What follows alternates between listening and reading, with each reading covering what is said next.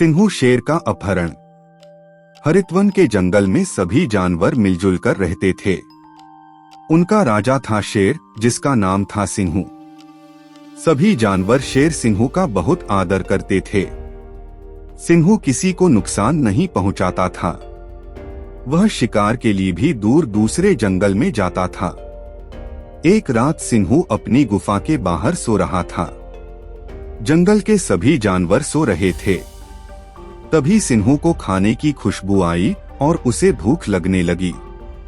उसने देखा कि उसकी गुफा से कुछ दूर मांस का बड़ा सा टुकड़ा रखा है जो ताजा था।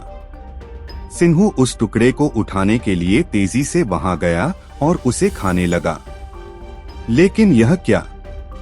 तभी ऊपर से एक लोहे का पिंजरा उसके ऊपर आकर गिर गया। सिंहू को समझ आ गया कि यह शिकारियों की चाल है।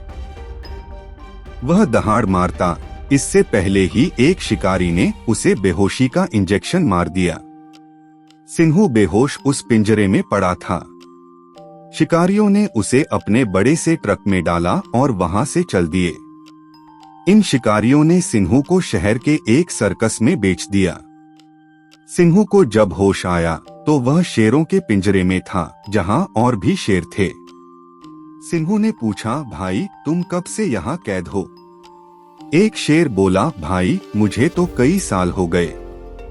अब तो इनके इशारों पर करतब दिखाने पड़ते हैं, नहीं तो खाना नहीं मिलता। अगले दिन से सिंहू को ट्रेनिंग देने के लिए एक रिंग मास्टर आया, लेकिन सिंहू ने उसके इशारों को मानने से इनकार कर दिया और दहाड़ कर उसे भगा दिया। इससे नाराज होकर सर्कस के मालिक ने उसका खाना पानी बंद कर दिया। सिंहू भूखा पिंजरे में पड़ा पड़ा कमजोर हो रहा था। अब उसकी आंखें बंद होने लगी थीं। इधर जंगल में जब पता चला कि उनके राजा शेर सिंहू का अपहरण हो गया है, तो सभी जानवर परेशान हो गए। धीरू हाथी ने सबको इकट्ठा किया और कहा, हमें अपने राजा को छुड़ाकर लाना होगा, उन्हें ढूंढना होगा।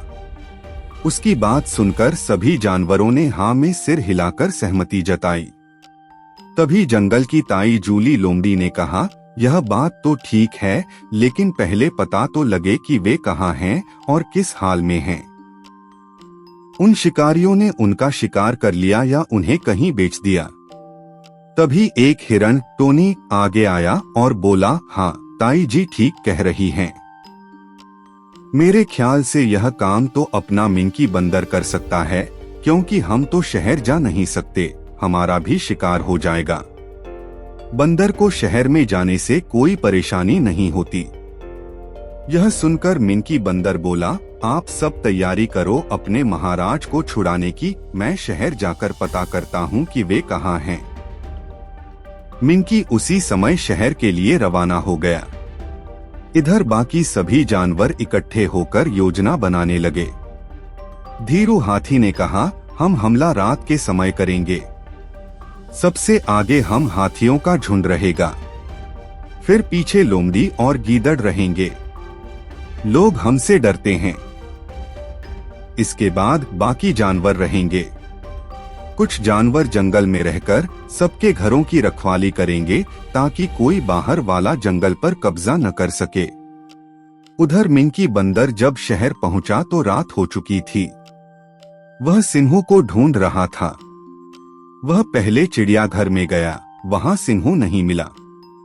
फिर वह वहां से सर्कस में गया और धीरे धीरे शेरों के पिंजरे की ओर बढ़ा। उसने देखा बाकी शेर तो इधर उधर घूम रहे हैं, लेकिन एक शेर दीवार की ओर मुंह किए लेटा हुआ है। मिंकी एक तरफ छिपकर उन पर नजर रख रहा था। तभी एक शेर दूसरे से बोला, कितना मूर्ख है ये हरितवन का शेर, इसे लगता है यह यहाँ से भाग जाएगा। हमें देखो, आज तक हम नहीं भाग पाए। मिंकी को समझ आ गया कि यह सिंहू है।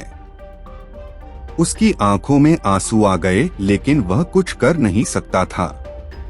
थोड़ी देर बाद जब सभी शेर सो गए, तब वह चुपचाप सिंहू के पास गया और बोला, महाराज मैं हूँ मिंकी बंदर, हरितवन से आया हूँ। सिंहू ने आंखें खोली, मिंकी मुझे धोखे से बेहोश कर पकड़ा गया। मेरी मदद करो। मिंकी बोला, महाराज चिंता मत कीजिए, हम सब योजना बना चुके हैं। कल रात हम हमला करेंगे और आपको छुड़ा लाएंगे। रात में मिंकी जंगल लौट गया और सबको सच्चाई बता दी। सभी जानवर बहुत गुस्सा हो गए। धीरू हाथी बोला, भाइयों, यह गुस्से का नहीं, समझदारी का समय है। कल रात जैसे तय हुआ है, हम चुपचाप सर्कस पर हमला करेंगे। मिंकी आगे आगे पेड़ों पर चलेगा और खतरे की जानकारी देगा। अगली रात सभी जानवर इकट्ठे होकर शहर की ओर चले। जब वे सर्कस पहुंचे तो वहां के चौकीदार ने सीटी बजाई, लेकिन मिंकी ने उसे झपट लिया। एक गीदड़ ने हमला कर उसे बेहोश कर दिया। फिर सब आगे बढ़े। शेरों के पिंजरे में पहुंचे तो शेर उन्हें देखकर चौंक गए। धीरू हाथी ने अपनी सूंड से पिंजरा तोड़ दिया। सभी शेर बाहर आ गए।